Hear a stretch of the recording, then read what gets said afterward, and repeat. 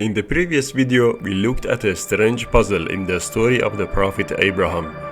We asked how his actions could possibly not be seen as murder. But if we dig deeper, another question arises. Does obedience to God's command really excuse taking a life? You might say, Abraham's intention wasn't to commit murder. He only wanted to obey God's command. Therefore, it shouldn't be judged as a crime, because intention is the most important factor in judging an action. Here's my answer. I fully recognize the importance of intention.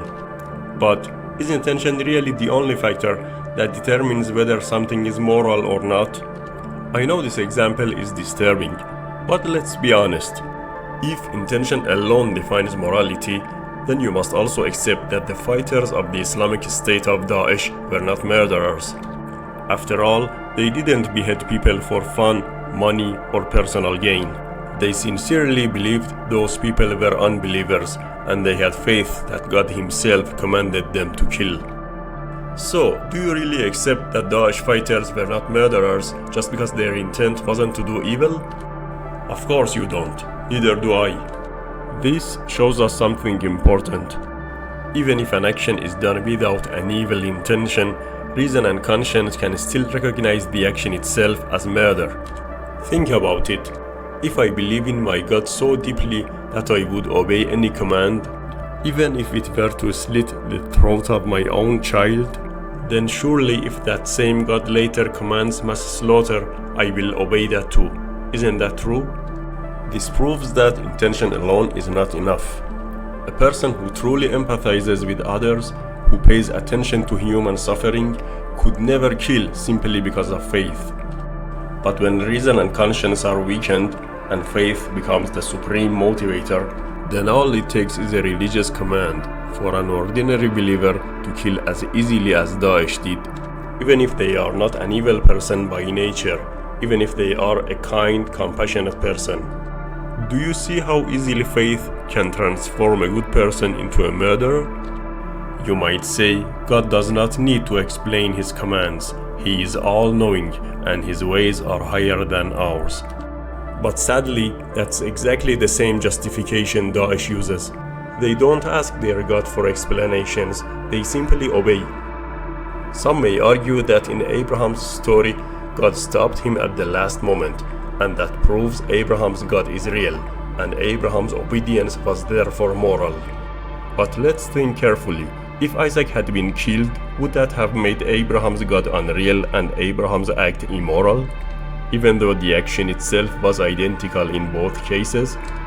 That would mean morality has no meaning at all.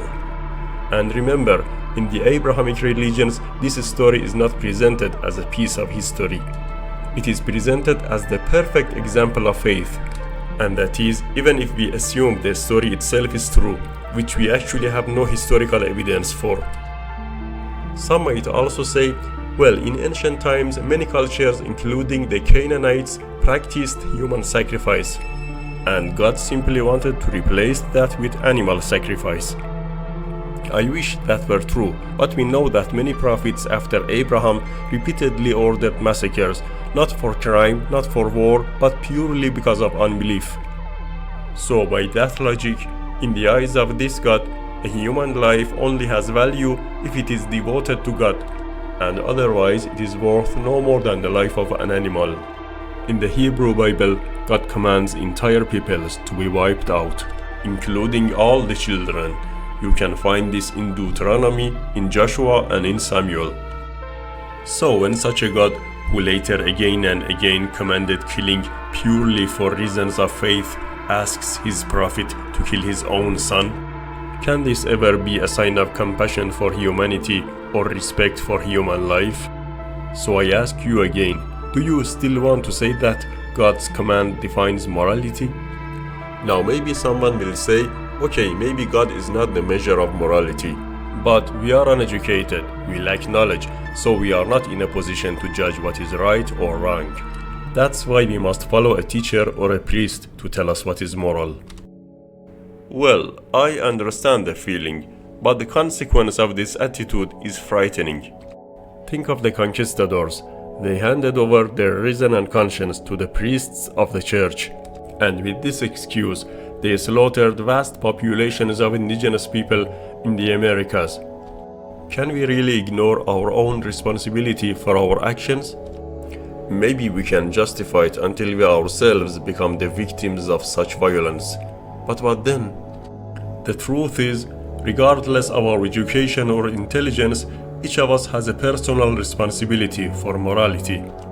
That responsibility lies in our reason and our conscience. It requires no education, only attention, and it has nothing to do with faith. In fact, faith has never been a friend of morality. Throughout history, faith has always fought against morality, against reason, and against conscience.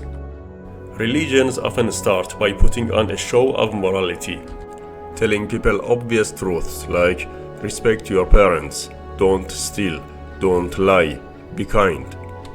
But honestly, didn't your own mind already know these things? Even in the most primitive tribes of history, you won't find people who thought lying, stealing, or disrespecting parents was the right path. These are the basics of human reason and conscience. Religions then gradually train people not to think, but to imitate, to obey priests and clerics. And when an entire society is emptied of independent thought, and all motivation comes only from faith, then it only takes a single religious order to turn ordinary believers into executioners. In Christian Europe, women were burned alive as witches. And even today, in some Muslim societies, women are stoned to death by ordinary neighbors, ordinary men and women who were not violent by nature, but whose faith blinded their conscience. They commit murder without even realizing they are killing an innocent human being. And this is just the beginning, because in Abraham's story there are even deeper puzzles and far greater problems. Problems that we will talk about very soon in the third video of this series, before moving on to even deeper questions about faith and morality themselves. So please share your thoughts with me in the comments. And if you'd like to be notified when the next part is out, consider subscribing.